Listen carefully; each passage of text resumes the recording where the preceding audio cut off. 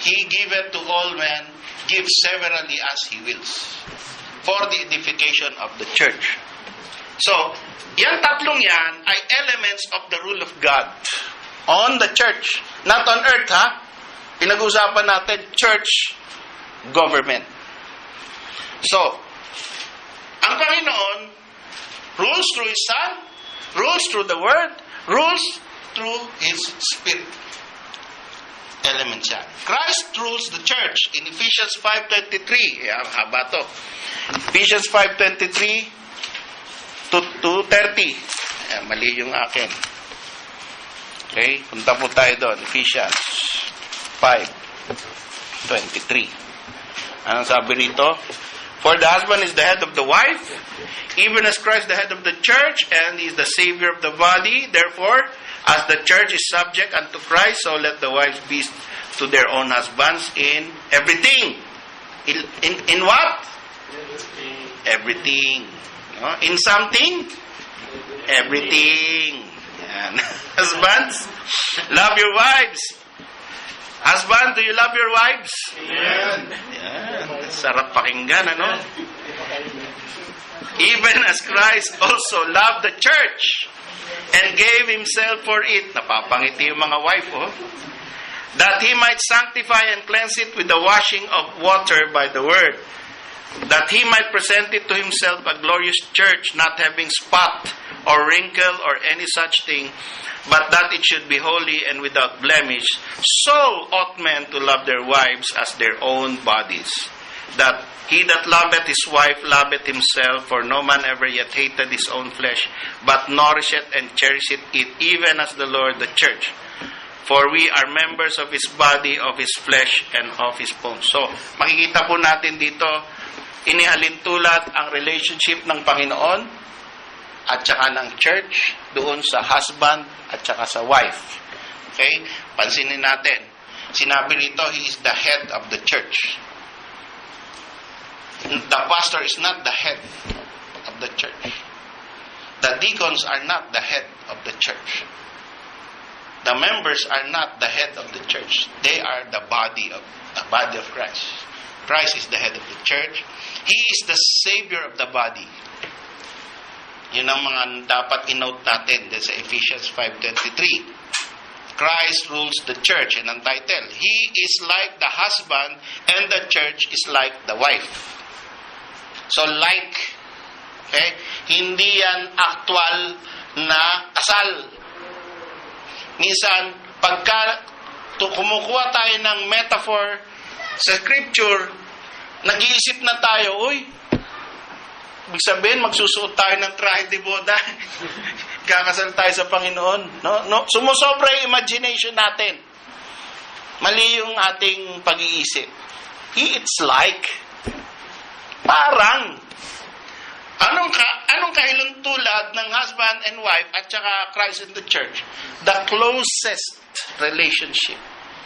Wala nang iba pa na mas lapit, na pinaka-intimate relationship na malalaman ka sa earth, kundi ang relationship ng husband and wife.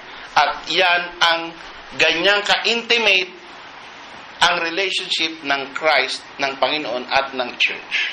Yun. He is also like the bridegroom. Kasi sinabi, that He might present it to Himself. A glorious church. Not having spot or wrinkle. Gusto mo ba yung bride-to-be mo? No? Maglalakad sa aisle. Gusot-gusot yung trahe de boda. No? Here comes the bride. Gusot-gusot. Tapos puro puti.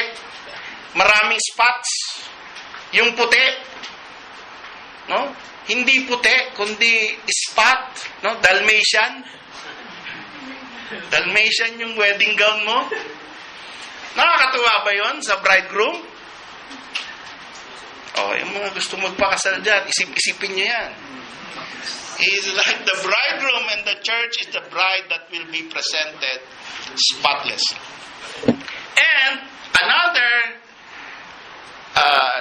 metaphor, ano ba to? Metaphor or simile? Baka ako nagkakamali ng grammar description, no? It is also like the body. Ang church, ay yun na yung body, tapos siya yung head. Okay?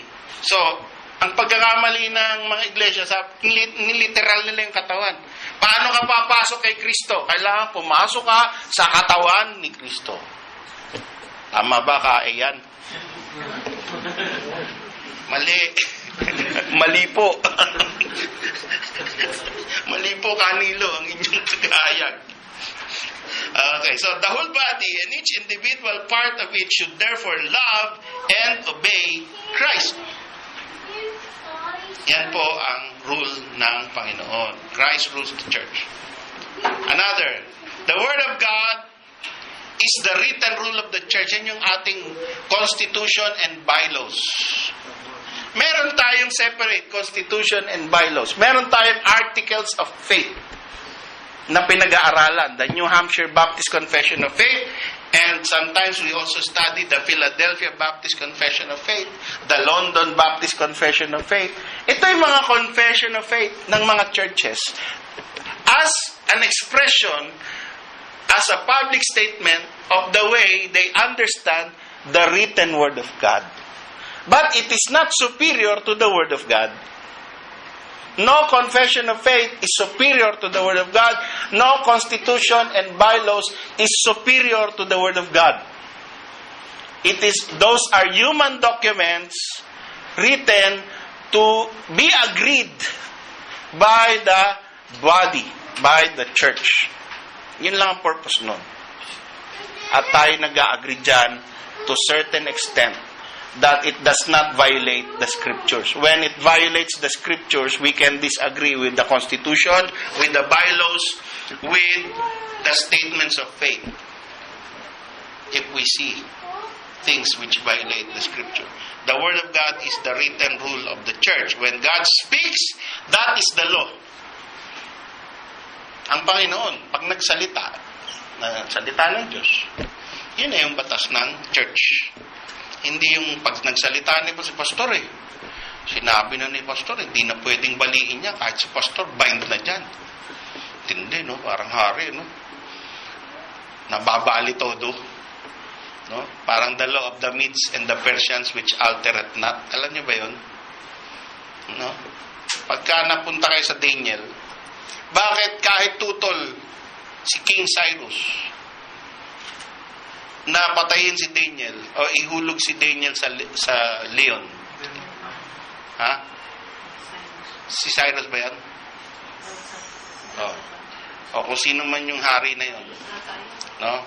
Mamaya natin pag-usapan yung kung sino yun. Kasi hahaba tayo, lalagpas tayo. Pasensya na kayo, na-fail yung memory natin, di tayo perfect. No? Pero si Daniel, di ba, hinulog sa lions din? Truth yan? You agree? Okay. Yan. Diyan tayo nagkakasundo. Yung hari, tumatangis. Sabi niya, Daniel, is your God able to save you? Bakit siya tumatangis? At bakit tutol siya, pero kailangan gawin niya? Kasi pumirma siya ng decree. Si King Darius. Tapos, yun yung law of the Medes and the Persians na kahit na ang hari, hindi niya pwedeng baliin yung decree. Yan, okay. So, ito yung written rule of the church. Yan ay expression of God's word, God's mind. At walang makakabali niyan. God has spoken through vision, angels, prophet, and through His Son. In Hebrews 1:1, sabi. Maraming paraan. Nagsalita ang Panginoon audibly. Na-amaze ako, no? Nung pumunta kami dun sa funeral service, no? Sa Faisal. May nakatabi ko, sabi. Nung fellowship time na, sabi, alam mo, nung nag-umpisa ako sa Panginoon, talaga, kinausap ako ng Panginoon. Sabi niya, nung pauwi na kami, after ng worship service, pauwi na kami. Sabi niya, huwag ka munang umuwi. Lord? Ka munang umuwi. Hindi daw siya umuwi. Sumakay ka ng SAPCO. Bakit po, Lord? Basta sumakay ka sa SAPCO. Nagsasagot, nag-uusap sila. Close sila, gano'n. Sakay siya ng SAPCO. Inutusan siya ng Panginoon eh. May katabi siyang Pilipino rin. Kausapin mo yung katabi mo. Lord, nahihiya ako. Mukhang ano to eh. Mukhang dito pauhuli ng buhay. Sabi mo. Kausapin mo. Kinausap sa mo. Sumampalataya daw. Amen. Ganon sila ka-close. Hindi. Hebrews 1:1 said, hindi na yan. He is speaking to us through His Son. Ngayon, pagkatapos ng He has spoken to us through His Son, sabi sa 2 Peter 1:19-21, we have, hawak na natin, we have a more sure word of prophecy. For prophecy came not of old by private interpretation, but holy men of God spake as they were moved by the Holy Ghost. Now, what is the logic that a wise God will speak 1,000,000 times? Wisdom ba yun? Halimbawa, si Brother El. No? Meron siyang kakausapin na 1,000,000 katao. Maganda ba yun na uulitin mo ng 1,000,000 beses individually yung instruction mo? Di ba pwede mo namang isulat sa memo? Pagkatapos, ipaskil mo na lang, basahin nyo na lang. So, ang ating Panginoon ay wise. Kaya, parte ng kanyang wisdom is to have His word written in the scriptures. After all of the personal approach to prophets, personal approach through visions, through dreams, and through the spoken word of His Son. Pagkatapos niyan, He gave inspiration. He spake. Holy men of God spake. And of course, they wrote what was spoken. And they were moved by the Holy Spirit. Kaya, nakasulat na ngayon. Kaya, hindi na tayo nagre-rely on visions. Isipin nyo na lang, kung tig-iisa tayo ng vision everyday, kakausapin siya ng Panginoon. Brother, sasabihin kay Brother Eric, huwag ka umaten ngayon. Bakit po, Lord? May papakausap ako sa iyong mutawa, katabi mo yung bahay. Baka mahuli ako, Panginoon. Kausapin mo. Sabi mo na lang, may mga instruction tayong ganun, kanya-kanya, everyday. Ang gulo, di ba? Ang gulo yun. Tatawag si Brother Lito, Brother Eric, ba't di ka atin? May kakausapin akong mutawa. Bakit? Sabi ng Panginoon. Ang hirap nun, ano? So, meron tayong ito. Meron tayong church, meron tayong God rules, Christ rules, the Holy Spirit rules. Then, meron tayong the Holy Spirit, the invisible administrator. So, basahin nyo na lang po, mahaba po yan. 1 Corinthians 12, verse 4 hanggang 31. Andiyan po nakalagay, papaano nag-a-administer ang Holy Spirit. May kanya-kanyang talents, may kanya-kanyang gifts, may kanya-kanyang role. Meron siyang binibigyan ng teaching, meron siyang binibigyan ng help, meron siyang binibigyan ng government, meron siyang binibigyan ng iba-iba. At ito ay lahat ay, ang purpose nito, hindi self-glory. Tandaan niyo po yun. Kung ikaw ay may gift, it is not for you. It is so that you will use that gift to edify the church, to build up the church of God. Kung yan binigay sa iyo ay sa Espiritu yan, ang purpose niyan ay para palaguin, payabungin, palakihin, pagandahin ang church of God. Yun ang purpose. Ano nangyari doon sa iba? Binigyan sila ng gift of voice. Kagaya ni Britney Spears, Baptist yan. Mariah Carey. Mga Baptist, no? Binigyan ng gift of voice. Na-discovery. Tapos, umalis na sa church. Naging Illuminati na.